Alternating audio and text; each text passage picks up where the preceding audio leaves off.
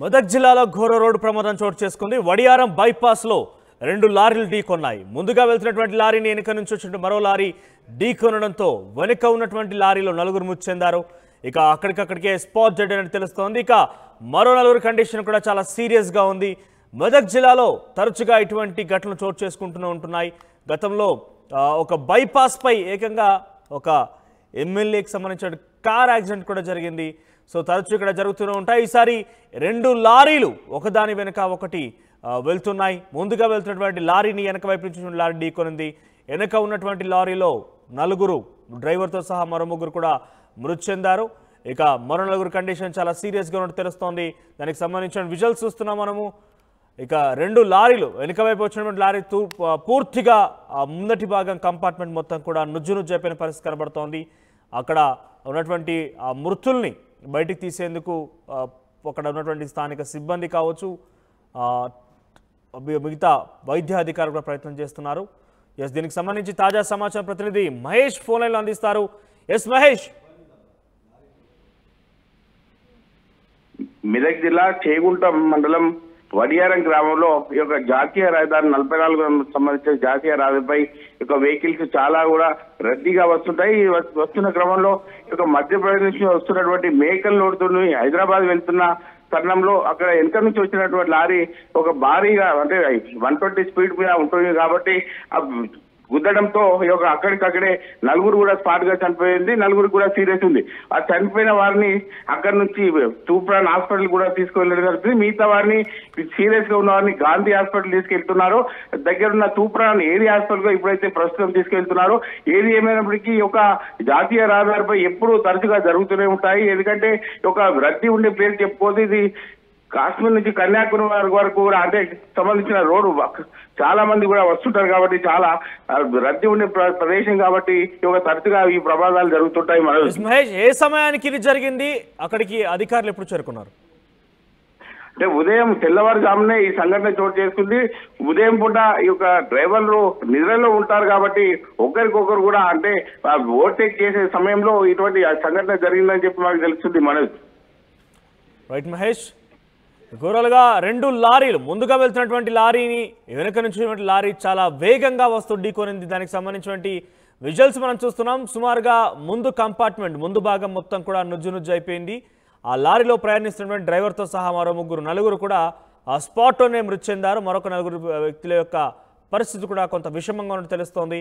So వారిని ప్రస్తుతానికైతే వైద్య అధికారులు ఆసుపత్రి తరలించి చికిత్స అందిస్తున్న పరిస్థితి కనబడుతోంది. సో బేసిక్గా వీటన్నిటికీ కొన్ని కారణాలు అయితే ఉంటాయి. వాళ్ళు ఉదయాన్నే అంటే చాలా తెల్లవారుజామునే చాలా వేగంగా వారి లోడ్ ఏదైతే వాళ్ళు తీసుకెళ్తున్నారో వాటిని సరైన సమయానికి అందించే విధంగా బిజీలో ఉంటారు. ఆ యొక్క ఆలోచనలు వాళ్ళు వేగంగా వెళ్తుంటారు. కొంత నిర్మానుషంగా కూడా ఆ హైవేలన్నీ కూడా ఉంటాయి. ఎందుకంటే ఆ టైంలో పెద్దగా ట్రాఫిక్ కూడా ఏముండదు. సో దీంతో చాలా వేగంగానే ఈ వెహికల్స్ ట్రావెల్స్ చేస్తూ ఉంటాయి. మీరు కనుక గమనిస్తే లారీ వెనకాల డెఫినెట్గా ఆ ట్రాఫిక్ సిగ్నల్స్ అన్ని కూడా అంటే ట్రాఫిక్ రెగ్యులేషన్స్ మనం పాటించాల్సి ఉంటుంది. ఆ స్ట్రిప్స్ ఏవైతే రెడ్ స్ట్రిప్స్ రేడియం స్ట్రిప్స్ ఉంటాయో అవి డెఫినెట్గా బ్యాక్గ్రౌండ్లో రిఫ్లెక్ట్ అయ్యే విధంగా వెనుక వచ్చేటువంటి వెహికల్స్కి రిఫ్లెక్ట్ అయ్యే విధంగా కంపల్సరీగా ఉండాల్సిందే. కానీ ఈ లారీ యాజమాన్యులు కావచ్చు లేకుంటే కొంతమంది అత్యుత్సాహం ప్రదర్శించేటువంటి డ్రైవర్లు కూడా ఇక్కడ మీరు చూడొచ్చు టర్పలిన్ కప్పేసి పూర్తిగా లారీ మీద లోడ్ ట్రావెల్ చేస్తున్న నేపథ్యంలో ఆ టర్పులిన్ కప్పేసి పూర్తిగా దానికి ఎటువంటి ఇండికేషన్స్లో వెనకాల మీరు చూడొచ్చు రైట్ సైడ్ బాక్స్లో కనబడుతోంది. సో వెనక నుంచి వచ్చేటువంటి వాహనం ఏదైనా కనుక ఉంటే అది డెఫినెట్గా ఇబ్బంది పడాల్సి వస్తుంది. కొంత గమనిస్తే ఏం కాదు, కానీ ఆ నిద్రమత్తులో ఉండేవారు కావచ్చు లేదంటే వేగంగా వచ్చే వాహనాలకు అంత పెద్దగా గమనించకపోవచ్చు. సో టర్పులిన్ కప్పేసి ఉండడం కారణంగా అది ఏ వాహనం అసలు ఏ సైజులో ఉంది, లారీయా కార్ అంటే పెద్దగా తేడాలు ఏం గమనించకపోవచ్చు. అదే టర్పులిన్ అక్కడ ఉన్నటువంటి ఆ రెడ్ స్ట్రిప్ ఏదైతే ఉంటుందో బ్యాక్గ్రౌండ్లో ఆ వాహనం వెనకాల అది కనుక ఉంటే డెఫినెట్గా రిఫ్లెక్షన్తో ఇది ఒక భారీ వాహనం అని గుర్తించే అవకాశం ఉంటుంది. కానీ పూర్తిగా టర్పులిన్ కప్పడంతో ఎటువంటి గుర్తించకపోవచ్చు. సో అదే స్పీడ్తోని వాళ్ళు చాలా వేగంగా వస్తూ ఉంటారు. కాస్త ఆ ఉదయాన్నే కాబట్టి చాలా దూరం నుంచి ఇతర రాష్ట్రాల నుంచి వచ్చినటువంటి డ్రైవర్స్ తరచుగా కొంత మద్యం సేవించడం లాంటివి కావచ్చు లేదంటే కొంత నిద్రమత్తులో కూడా మునిగుతున్న పరిస్థితి కనబడుతుంది. సో ఈ నేపథ్యంలో ఎక్కువగా యాక్సిడెంట్ జరుగుతాయి. మీరు గమనిస్తే యాక్సిడెంట్స్ ఎక్కువగా కూడా రాత్రి 12 నుంచి మొదలుకుంటే కనుక ఉదయం 6-7 గంటల వరకు ఇటువంటి యాక్సిడెంట్స్ ఎక్కువగా జరుగుతూ ఉంటాయి. ఎందుకంటే అది కొంత మద్యం మత్తులో ఉన్నటువంటి నిర్లక్ష్యంతో ఉన్నటువంటి డ్రైవింగ్ కావచ్చు, మరొకటి అక్కడ వాళ్ళకి నిద్రమత్తులో ఉండడం కావచ్చు.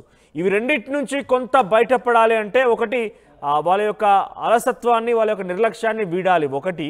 రెండవ అంశం ట్రాఫిక్ రెగ్యులేషన్స్ని, ఏదైతే వాళ్ళ వాహనాల వెనుక రెడ్ కలర్ రేడియం స్ట్రిప్స్ ఉంటాయో అవి తప్పనిసరిగా అవి మెయింటైన్ చేయాల్సిందే. ముఖ్యంగా ఆర్టీఓ అధికారులు ఎవరైతే రోడ్ ట్రాన్స్పోర్ట్ అధికారులు డెఫినెట్గా వీటిని కంపల్సరీగా మ్యాండేట్ చేస్తూ, డెఫినెట్గా అది గతంలో కూడా రూల్స్ ఉన్నాయి, కానీ దానికి మరింత కఠినతరం చేస్తూ ఇతర రాష్ట్రాల నుంచి వచ్చిన వాహనాలకు కూడా ఒకవేళ కనుక రెడ్ స్ట్రిప్స్ కనుక టర్ప్లేన్ కింద పడిపోయి వాళ్ళ ఓవర్లోడ్ కారణంగా టర్ప్లేన్ కింద కనుక ఉంటే డెఫినెట్గా టర్ప్లేన్ పైన కూడా ఆ రెడ్ స్ట్రిప్స్, రిఫ్లెక్షన్ స్ట్రిప్స్ అనేది డెఫినెట్గా మెయింటైన్ చేయాల్సిన విధంగా ఒక మ్యాండేట్ కనుక జారీ చేస్తే కొంత ఇబ్బందికరంగా, అంటే ఇటువంటి ప్రమాదాల నుంచి కొంత బయటపడే అవకాశం కూడా ఉంటుంది. సో ఇప్పుడు మనం చూస్తే కనుక అది ఒక కారణం కనబడుతోంది. సో అది అతివేగం ఒక కారణం అయితే, మరొకటి నిద్రమత్తులో లేదా మద్యం సేవించి, రెండింటిలో ఏదైనా కారణం కావచ్చు. ప్రస్తుతానికైతే యాక్సిడెంట్ జరిగింది. అధికారులు ఇంకా ఎటువంటి పూర్తి సమాచారం అందించలేదు. దానికి సంబంధించి తాజా అప్డేట్స్ మనం చూడాల్సిన అవసరం అయితే ఉంటుంది. సో ప్రస్తుతానికైతే అక్కడ చర్యలు కొనసాగుతున్నాయి. వారిని కూడా ఆసుపత్రికి తీసుకెళ్లే ప్రయత్నం అధికారులు చేస్తున్నారు.